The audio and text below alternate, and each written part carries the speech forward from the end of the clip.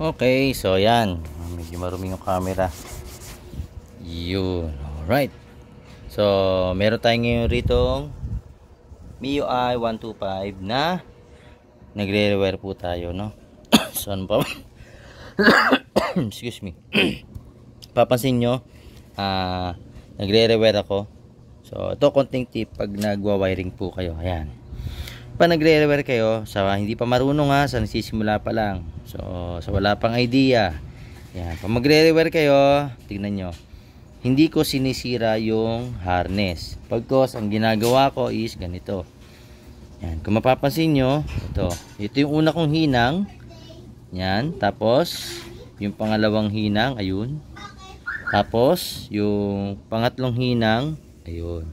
So, magkakahiwalay sila, no? Then, ang maganda kasi dyan, magkakahiwalay yung hinang. Kumbaga, parang mangyari, dito isa, dito yung isa, dito yung isa. So, tatlong duktong. 1, 2, 3. Bawat isang wire, may sari-sariling duktungan. At ang maganda ron is, kung sakasakaling magka-problema, hindi sila magkaka-shorted. Then, pinaka the best is, balutan ng flexible tube. Yan. Yung pang-automotive po para pag sinara nyo yan, ito kasi pag sinara ko na to, yan, papakita ko sa inyo mamaya, maganda yung kalalabasan at malinis. Hindi sobra-sobra yung wire, hindi yung pulo-pulupot yung wire. Mini-measure po natin. Ayan, kung mapapansin nyo, sinusukat ko yung wire based dun sa harness, no? Sa original harness niya, sinusukat po natin. So, para maging malinis yung wiring, ganito yung pinakamagandang proseso na alam ko na pwede kong i-share sa inyo na pwede nyong gayahin. Hindi yung may nakabalagbag ditong wire, pulo-pulupot, sobra-sobra, di ba? So, sukatin nyo na. Doon pa lang sa pag-i-install, i-measure nyo na yan. Sukatin nyo na. Bago nyo ihinang, bago nyo isara, sukat na siya. So, saktuhan na yung wire tulad nito. So, walang balagbag, di ba? Walang gusot. Walang nakatapon. Pag sinara mo na to, parang ganito yung kalalabasan yan. Malinis na, naka-cover na siya. Cover naman kasi to. Maganda rito is protective siya. Dito sa flexible tube. So, ganun yung gagawin nyo So, ayan, naghihinang po ako. Ayan, Rubicon ang gamit ko. Then, good na panghinang. Ayan. Good po yan, good. Okay? Original good, no? 60 watts. Ayan. So, good po yung gamit kong soldering iron. Kaya, madaling maghinang. At the same time, kahit ibabad mo siya ng matagalan, kaya.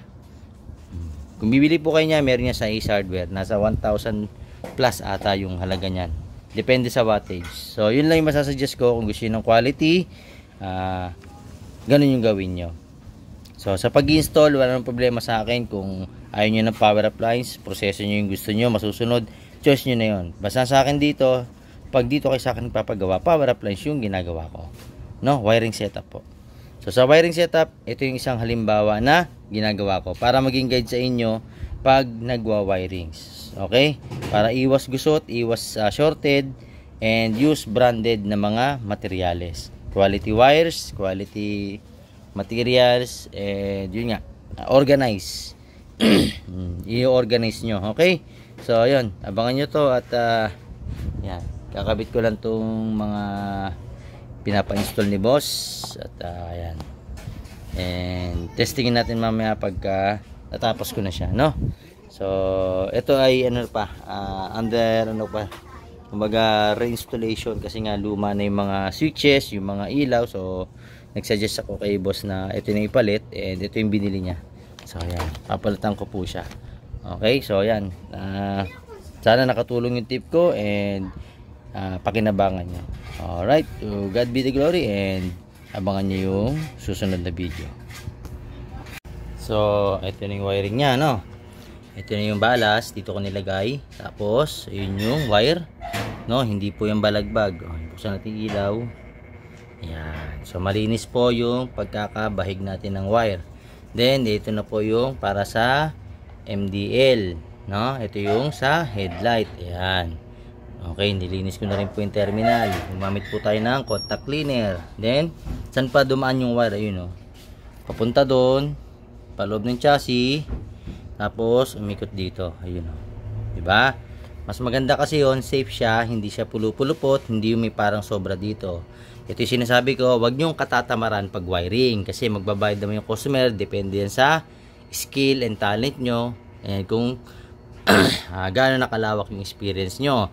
Wala pong masamang maningil tayo ng malaki kung alam naman po natin kalidad yung bawat gawa natin. And make sure lang, magbibigay po tayo ng warranty. Tulad ko, pag ako nagpa-power up lines, 1 year warranty po yung binibigay ko. Ganun po kahaba yung warranty ko sa wiring setup na ginagawa ko. Okay? So ayan, tapos na tayo dyan. Kakabit ko na lang yung MDL. Then tignan nyo yung head. Ito na yung head, oh. 'Di ba? Maayos 'yan, organized, walang pulupulupot, walang tinipid, and kung makikita nyo, malinis, 'di ba?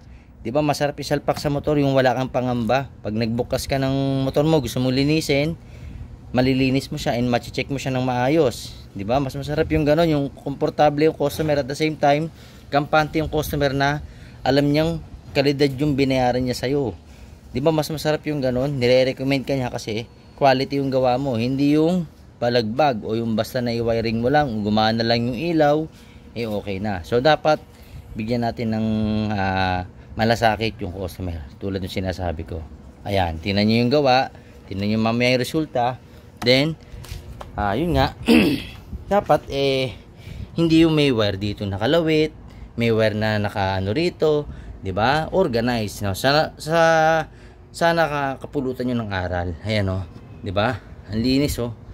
Kahit saan kayo tumingin na angulo, wala kang makitang baligbag na wire kasi naka-organize. And saktuhan po yung putol natin, hindi po tayo naglalagay ng sobra. Ayan, oh. Diba? Sinasakto natin yung ginagawa nating wirings na hindi mag-over yung magkukumpulan, no? Mas maganda yung ganito, yung malinis yung wire mo, ayos yung wire mo, quality, hinihinang mo, di ba? Oh, di mas maganda kasi ba tinihinang para kahit mag-vibrate yung motor, kahit na tumatakbo ng malayo, hindi magkakaproblema. So yun lang, tabangan nyo, papakita ko sa inyo yung resulta after kong isara yung kaha. Alright, yun, so yan na, testingin na tayo. Buksan natin yung yan, then headlight, then MDL, diretso tayo sa high. Yun, na, finish na yung kanyang motor, no? Maliwanag na yung kanyang ilaw. Lumina Pro and MSM 45 watts. Finish na. And yung likod, pinalitan natin ang LED. Yan, gumagana na yung brake light. Check natin, brake light. Ayun, oh. Yan. Kabila, front brake. Ayun, oh. Okay na. So working na yan. Dito. Ayun na siya. Okay, finish na yung kanyang motor at yan na, pwede nang ibalik sa may-ari. Alright, so yun lang. High natin, yun, high, low, high puti, low dilaw, high puti, low dilaw, then low ng MDL, high ng MDL. Pag high po siya, double, ganyan po ang Lumina Pro. Okay, so yun lang, finish na yung kanyang motor at Mio i125, okay, or M3 kung tawagin. Switch. Iyo. Alright, so yun lang. Sa mga gustong paggawa, gusto nyo ng kalidad, PM nyo lang ako. Okay, GG Humble Works, and thank you. To God be the glory.